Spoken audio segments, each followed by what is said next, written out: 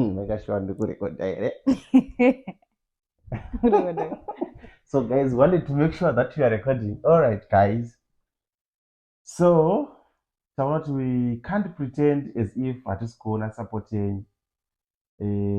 We wanna confess something, guys. We wanna show you something kuti mashoko enyu ane simba. Rudo rwenyu rwamunotiratidza nesupport yenyu zviri kuparticipate a lot in our life, in our career, in everything that we are doing. Thank you guys for your love and support. Okay, muna January, kupera kwaJanuary, February, takaenda kumusha, tikaita maactivities akasiyana siyana. So tinokuratidza mamwe macomments evanhu vaitishuvira, kana ndingangoti enyu muchitishuvira zvakanaka tiriko kuZimbabwe. So ndikuremember tadzokera kumusha kwaGutu, kunova kumusha kwandakaberekwa inini, kwandakakurira. Takaposta video ratanga takanyora caption yekuti tafamba 5 kilometers netsoka kunobatsira vanhu nepashoma patinapo.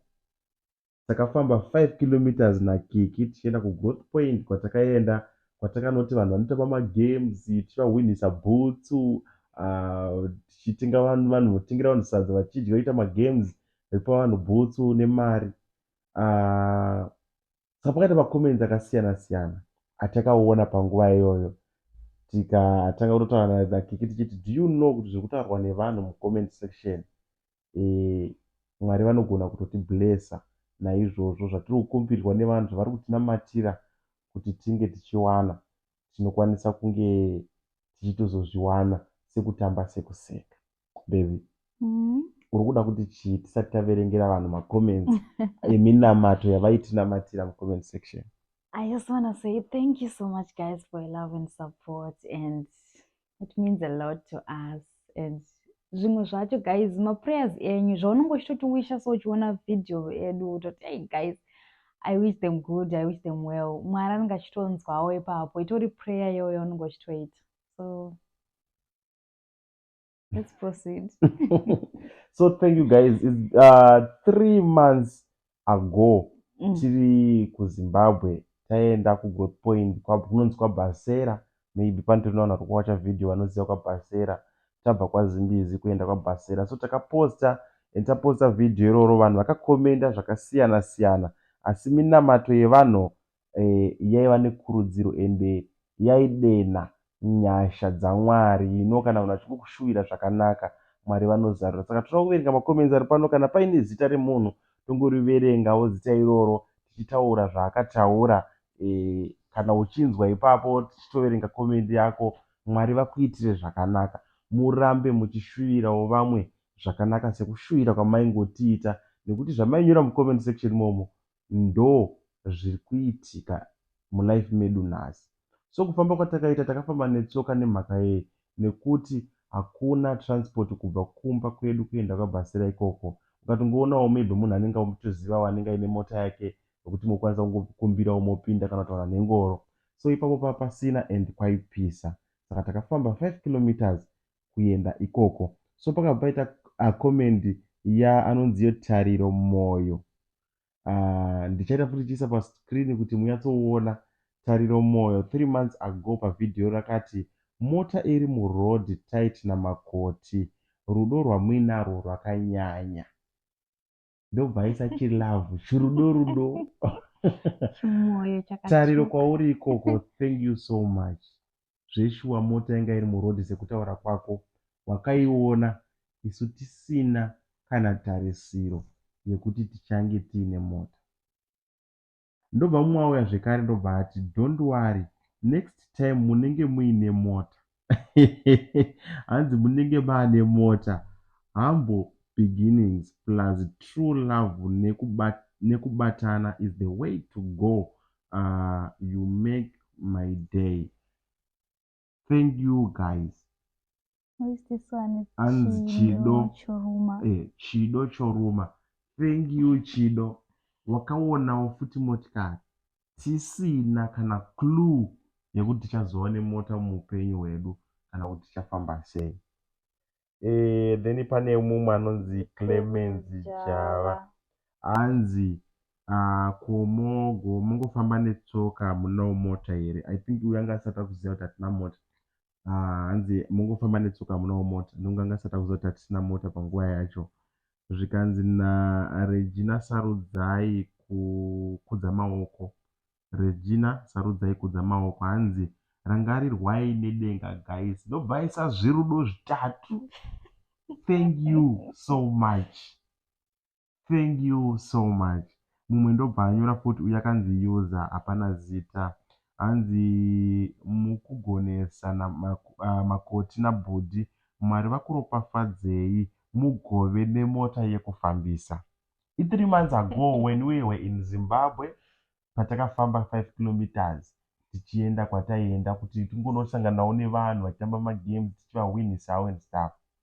Video riripo paYouTube rakanzi tafamba 5 kilometers kuenda kugrowth point kunobatsira vanhu nepashoma patinapo. So haana kupera macomments akati one day mumwe ndobva ati iye futi akanzi user ndaiverenga user. Mumwe futi uyuyu hapana zita pakanzi BP something. Hanzi yuwi kumusharudzi uku kusingafambe bhazi kana mushikashika zvawo. Makoti usazvarire kumusha ikoku. Unonzwa nekuberekeswa dombo kusvika wasvika kuchipatara oro kuzvara anachenzira voga voga. Kureva kuti kuzvarira unozvara hanzi unozvara anachenzira kureva kuti like maybe kuzvarira murodhi. Yeah, maybe kuzvarira murodhi like hanzi makoti please usazvara. Usazvarire ikoko usazvarire. I don't understand kuti ari kuti usazvarire ikoko kagutu kana kuti usazvarire munhu nzonzo iri pazasi pacho.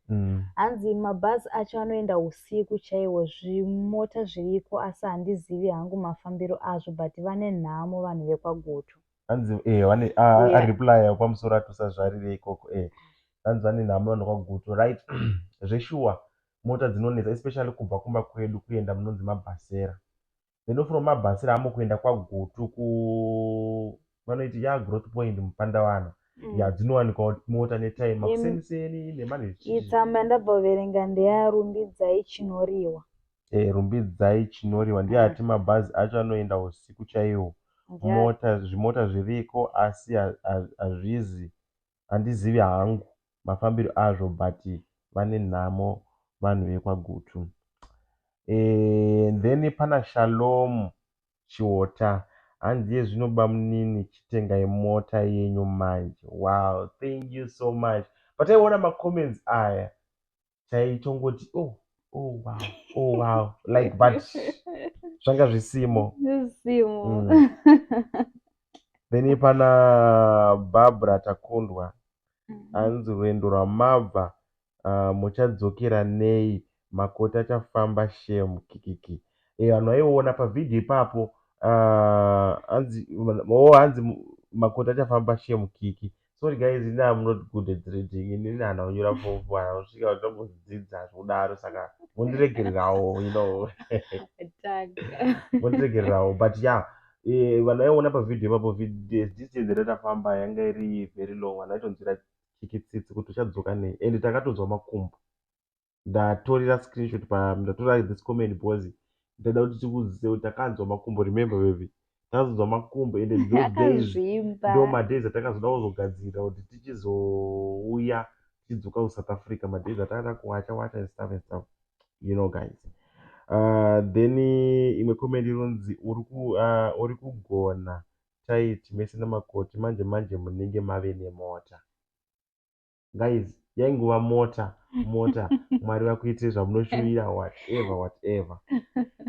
Tazvifunga nhasi tikati we cannot pretend as if hatina kuona minamato yenyu. Minamato yenyu takaiona ende minamato yenyu patakaiona tiri kuZimbabwe tanga tisina chokwanisa kuita nayo.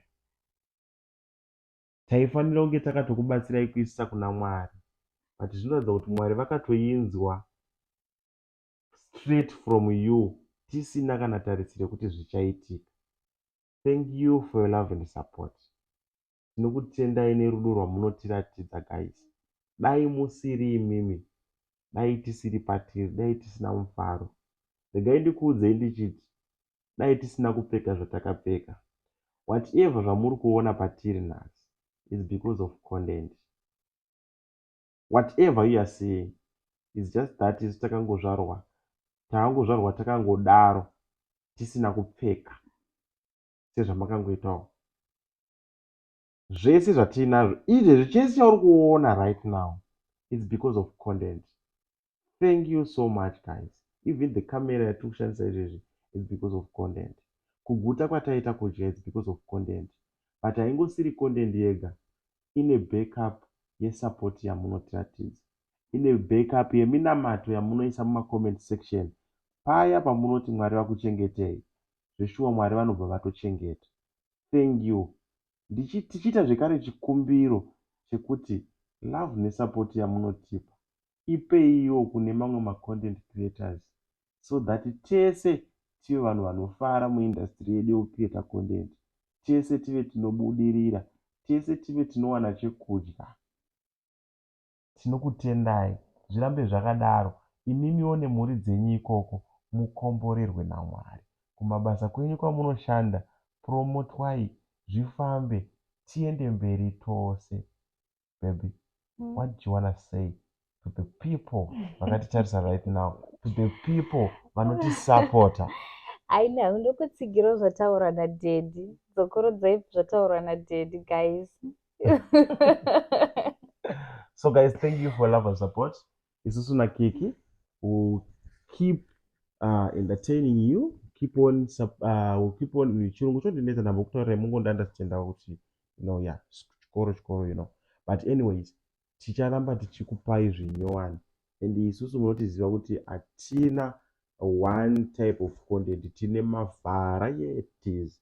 Ungava uri wekuchechi, ungava uri wemubhawa, tinokuaccomodata ipo pano.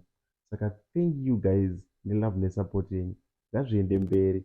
Imimi vachokomborerwai, vana venyu ngavakomborerwe, mibato yavo yemaoko ngaive inosapotwa semasapotero amunotiita. Tingatozosvika mangwana tichitaura, ngatingogumirei ipo pano. Thank you so much.